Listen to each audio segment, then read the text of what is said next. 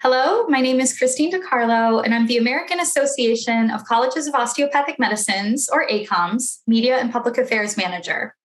I'm joined today by Dr. Susan Enright and Ms. Lisa Cardello, who led the development of AACOM's virtual interview video series.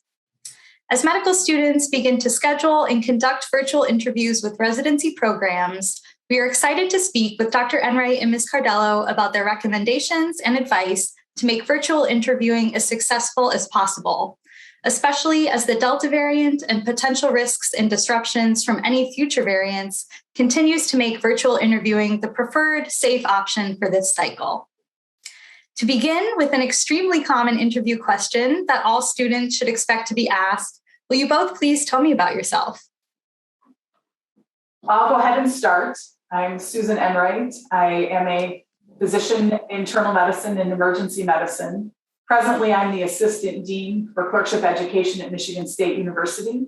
I have been present in this job for about 5 years now. Previous, I was a program director for about 16 years at a community institution for internal medicine in Michigan. And it has been a great position to be able to transition from GME to UME.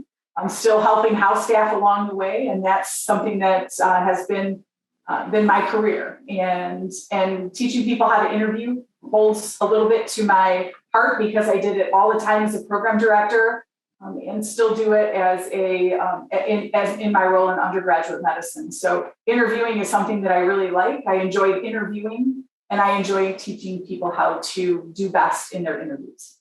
My name is Lisa Cardello. I serve as the director for the Center for Teaching and Learning at the Rowan University School of Osteopathic Medicine in Stratford, New Jersey, which is essentially our academic advising, career advising, and peer tutoring center. I help students in years 1 through 4 in navigating their specialty selection and as well as the match process. And one of my passions overall is career development and counseling and just helping students achieve their goals that they've set out for themselves. So I'm excited to be here today to talk a little bit more specifically about the virtual interviewing process. Thank you both so much. I'm really happy that you're here with us today. And I don't know, you both just answered the tell me about yourself question, but if you have any advice you'd like to share with students on how they should do it, please feel free.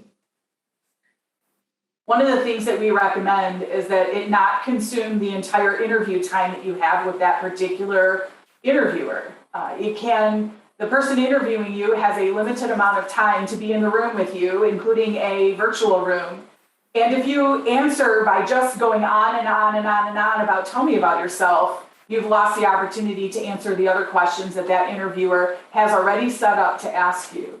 And so really prepping that particular question is so important. And it really is what you talk about is an elevator speech, that if you got in an elevator with somebody, what are you going to say that's really important about you? And one of the things that we recommend is that it not just be a reiteration of what your CV is. And starting off with, well, I'm a 4th-year medical student, and and I went to this school, and then I live here, and I've done these rotations, and so really making it more about you and what are you proud of? Maybe something in your application you're really proud of. A hobby that might be fun and unusual for you to talk about. And those are the kind of things that we recommend in the tell me about yourself answer.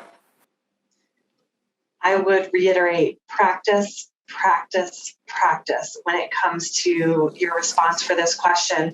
I tell students you don't want to memorize everything you're going to say. You don't want to sound like a robot, but this is the one response of all of the things that you may get asked in an interview that you really want to have practiced and feel confident in your response. One of the things I recommend is to students when they're preparing for their interviews in regard to this question specifically, have a roadmap in your mind. Again, you don't want to sound overly rehearsed or robotic, but have a couple main points that you know you're going to hit upon in your answer, and that helps to avoid that rambling issue that Dr. Enright alluded to. Perfect, great. So for the next question, I'm wondering how you both decided which topics would be the most important to cover in this virtual video interview series. I think when we developed this initiative, the timing was significant. We were in the very beginning months of the pandemic, and we knew at that time that the interview process for Match was going to look very different. I don't think we knew at that time the extent to how different it truly was going to be, but we knew it was going to be different. So we wanted to help prepare our students for sort of this new era of residency interviewing. So some of the topics in this video series addressed those aspects, the how to prepare your physical space for a virtual interview, or how to address the clinical pause, we refer to it as, that time away from rotations due to COVID. How did you spend that time, and what were those activities you engaged in? But we also recognized at the same time that there were still those universal challenges with interviewing that were still going to affect our students that existed before the pandemic. Things like how to address the tell me about yourself question, or how to address the strengths and weaknesses question. So we really tried to be all encompassing in terms of how to best prepare the students for both existing and new challenges in this process. So what are some of the pros and the cons of interviewing virtually?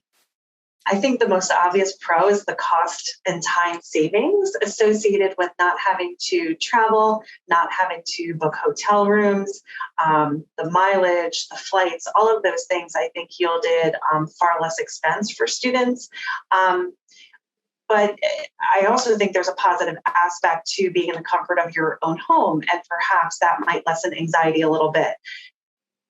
However, I do think that there's a myth out there, among students that virtual interviews are less anxiety provoking, less, stress provoking. And I don't necessarily think that's the case. I still think that these interviews are high stakes, and there's a lot of perhaps anxiety leading up to the day itself and during the interview. So I don't know that necessarily they're less stressful or less time consuming, but the elimination of the travel and that time and expense, I do think was a positive. I think one of the initial negatives as well was I'm not going to really be able to go see a program. I may not get the culture and the feel of a program like I would if I were in person. And sometimes, depending on who's doing those interviews and what program it is, they've done a really great job of really trying to introduce their culture even on a virtual format. And so I think that can be pro and con depending on the program, depending on the way that they do their interviewing, the way they set up their interview day for you to possibly get a little bit of that information. But I think that overall that is looked upon as a con, or was going to be a really large con initially. But I think some have been really surprised by the amount that you can gather virtually, but not all. My next question, one of the helpful points that was made in the video series is how to answer what I've always considered a very difficult question: what is your greatest weakness? And one of the videos recommends answering this question with a personal and not a medical or a medical knowledge weakness or area for growth. Could you elaborate a bit on how best to answer this question? I would agree with that, and that it needs to have some personal answer that you have given some thought about yourself that's not just medical knowledge. And I think I need to read more. I need to broaden my differentials. It's a really common type answer, but other really thoughtful answers really gives insight that you've given some really good thought of how you personally need to improve, other than just those really standard answers. And so I am in agreement that is something really important to think about and prepare as one of those either bullet points or a prepared answer for your weaknesses, which can be answered in a multitude of ways. It can be, what do you need to improve on? What would make you a better resident or a better physician? Are all questions that are asking you your weaknesses. So being prepared to answer that in multiple ways is also important. I think that's where the challenge comes in for some students, is they forget that second part. But when you think about a question like what's your weakness, that second part is critical. What I mean by the second part is exactly what Dr. Enright said, which is I think students will focus on sort of describing that weakness, giving an example, talking about it, but they forget exactly what Dr. Enright said. What did you learn? How is this going to make you a better resident? How did you grow from this? Can you demonstrate some perseverance?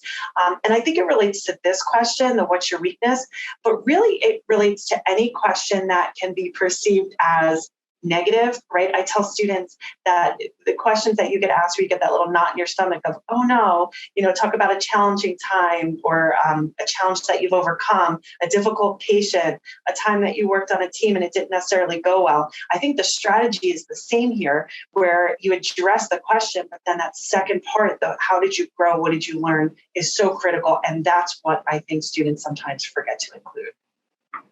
Yeah, and that's the whole sandwich of answering a behavioral interview question, which are the most difficult interview questions, I think, to even answer. And if you can master that sandwich of how to do a behavioral interview of tell me a situation, describe to me or tell me about, where you have to first describe or tell about the situation, what your part of it was, but importantly, as Lisa points out, what did you do to improve as a result of that situation? What did you learn? What are you carrying forward as a result of that situation that's made you better or improve? And that's behavioral interviewing sandwich is what I call it. So one of the videos recommends that medical students preparing for residency interviews do a social media audit to make sure they're presenting themselves in the best light. What are residency programs looking for from a student's social media accounts? And how can a student ensure that their social media presence is helping rather than harming them? I think the key here is for students to remember that they are presenting themselves to a future employer. And what you're presenting to a future employer in an interview and your ERIS application should be consistent with your presence everywhere else, including online. In the career development realm, we refer to this as personal branding. It's this idea that your personal brand refers to how you promote yourself, how you present yourself, your values, and what you're going to bring to your future employer, your residency program. So, for example, if you're trying to present yourself as a mature and responsible young adult that's committed to serving the community, and then your social media has, questionable content or inappropriate content that's not in line with that presence that you're trying to portray, there's some inconsistency in that personal brand that you're trying to really sell. So some general advice that I offer to our students is to really keep your social media bare bones during interview season. And that's important because something that you may not perceive as inappropriate could be perceived differently by a program. So really keep it bare bones. I know a lot of students now are actually creating secondary social media accounts, particularly on Instagram, and they use those to follow programs and engage with residents and program directors. So that could be a wise strategy in terms of keeping your professional and personal accounts separate. Great, thank you. That's definitely helpful advice.